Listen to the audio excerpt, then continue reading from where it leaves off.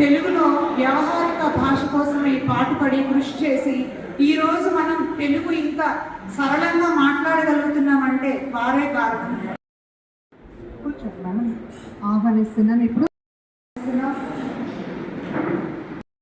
రాజు గారు వచ్చారు, ప్రసాద్ గారు వచ్చారు, రామ్మూర్తి గారు వచ్చారు. పేర్లు బాగున్నాయి.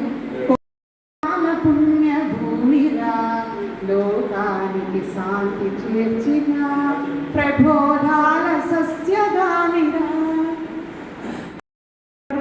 వెంకటరెడ్డి గారికి స్వాగత నమస్కారాలు. మల్లెతిక కలిమిశ్రీ గారికి, గుడుగురు రామ్మూర్తి గారి మనుమరాలైనటువంటి క్రాంతికృష్ణ గారికి నా హృదయపూర్వక నమస్కారాలు తెలియజేస్తూ, ఈరోజు మనందరం ఇక్కడ కలుసుకున్నామంటే చాలా అదృష్టవంతులం.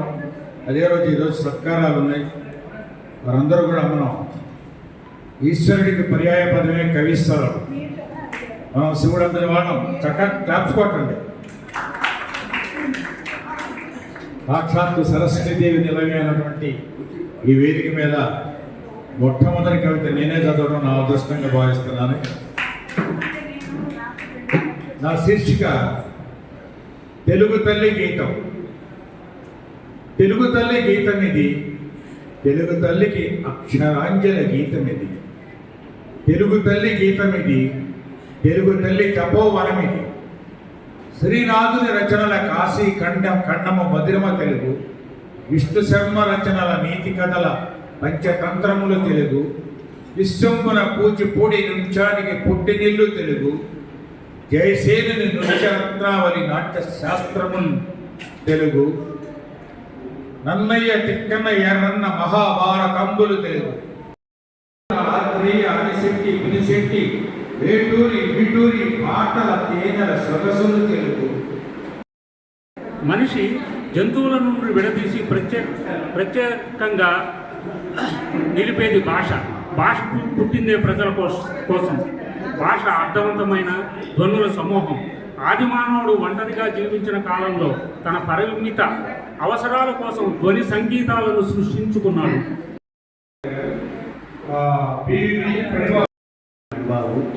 నేను ఈ జిల్లా గ్రంథాలయ సంస్థలో ఒక ఉద్యోగిని.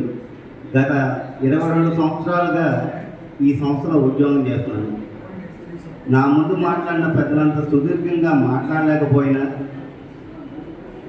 తెలుగు భాష మీద ఉన్న పట్టుతోటి ఈ గ్రంథాలయ సంస్థలో ఉద్యోగం చేయడం వల్ల నా యొక్క పుస్తక పఠనాభిలాష వల్ల నాలో నేను ఒక అంశుటర్గా అవతరించానని తెలియజేసుకుంటూ గర్వపడుతున్నాను. ఇదంతా నేను ఉద్యోగం చేసి నా సంస్థ నాకు ఇచ్చిన ఒక భిక్షగా ప్రసాదంగా భావిస్తున్నాను. అదేవిధంగా గిడుగు రామ్మూర్తి పంతులు గారికి నమస్సుమాంజలి అర్పిస్తూ, వేదిక మీద ఉన్న పెద్దలకు, సభలో ఉన్న పెద్దలకు అందరికీ హృదయపూర్వక నమస్కారాలు తెలియజేసుకుంటూ, నా తర్వాత తరమైన బాలబాలికలందరికీ నేను తెలియజేసేది ఒకటి. పూర్వం మన పూర్వులు అన్నారు, దేశీ భాషలందు తెలుగులేస్తా, అది లేకపోతే నువ్వు మైనస్సా. అది గుర్తుపెట్టుకుంటే ఆంటీ అంకుల్ మమ్మీ డాడీని పోయి అమ్మా నాన్న అత్తయ్య మామయ్య వస్తారని కూడా నేను తెలియజేసుకుంటున్నాను. కసి ఉన్నవాడే కలం పట్టాలి, కసి ఉన్నవాడే కలం పట్టాలి. ఆకాశంలో తారలేని ఉన్నా కవి తారలు లేకుంటే తారాలోకం వెలవెలపోతుంది. కవిత్వం నిండుగా మెండుగా ఉంటే కవితాలోకం కళకళలాడుతుంది. కవిత్వం ఏదైనా ఏ రూపంలో ఉన్నా దానిలో పస ఉంటే కవిత్వం పండుతుంది, సభికుల మనసు నిండుతుంది. మనసును కదిలించే కవిత్వం ఏదైనా మనోరంజకంగా ఉంటుంది. తెలుగు భాష మీద చిన్న గేయము. అమ్మ పాల అమృతంబు తెలుగు భాష సోదరా, అకారాది అక్షరాల ప్రాకార పుణులతోటి, జాతి నుడికార పునతుతోటి, అమ్మ పాల అమృతంబు తెలుగు భాష సోదరా. జానపదుల నోటి వెంట జలజల జాలువారి, గలగలతో పల్లె పల్లె చుట్టినట్టే పడుచు పిల్ల మన తెలుగు భాష సోదరా.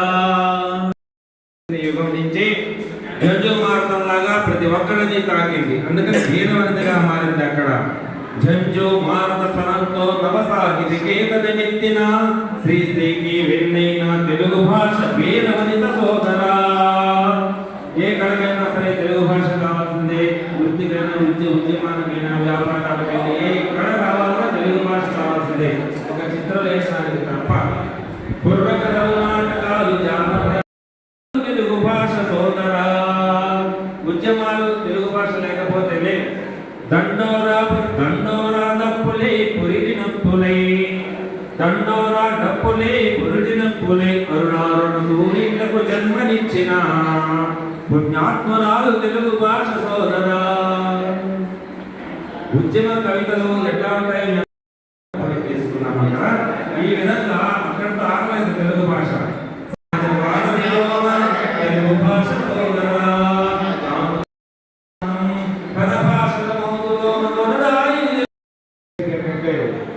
చాలా మంది ఉన్నారు కవిమిత్రులు, తక్కువ టైం తీసుకోండి.